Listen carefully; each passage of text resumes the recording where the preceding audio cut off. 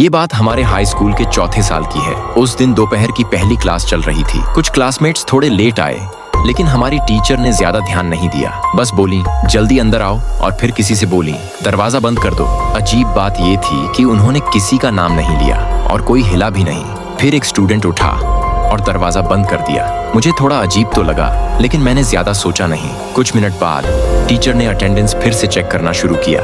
उनका चेहरा थोड़ा उलझन में लग रहा था, जैसे कुछ गिनती में गड़बड़ हो गई हो। उन्होंने अपनी लिस्ट फिर से देखी और हमसे पूछा कि क्लास में कितने बच्चे हैं। हमने सही नंबर बताया, जो उनकी लिस्ट से भी मैच कर रहा था, लेकिन फिर भी उन्हें कुछ ठीक नहीं लग रहा था। वो बोली, शायद कोई और क्लास का बच्चा बैठा है सुनने के लिए। तभी हम सब ने बोलना शुरू कर दिया, नहीं मैम, कोई बाहर का नहीं है, हम सब एक दूसरे को जानते हैं। फिर टीचर ने कहा, शायद मेरी ही स्टूडेंट होगी जो कभी क्लास नहीं आती, इसलिए मुझे पहचान में नहीं आई।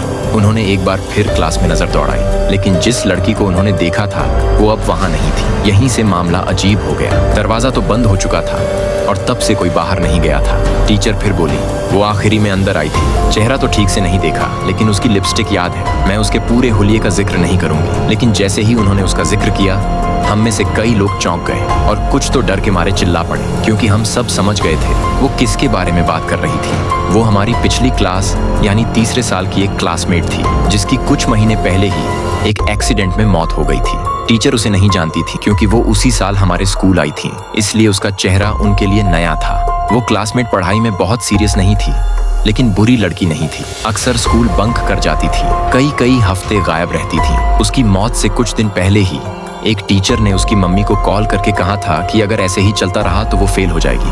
उसके बाद वो रोज स्कूल आने लगी थी, पर फिर एक दिन अचानक वो चली गई। हमें स्कूल में ही पता चला वो और उसका बॉयफ्रेंड एक रोड एक्सीडेंट में मारे गए। और फिर उस दिन जब टीचर ने उसकी मौजूदगी की बात की, एक ऐसी क्लास में जहाँ कोई बाहर नहीं गया था, दरवाजा बंद था।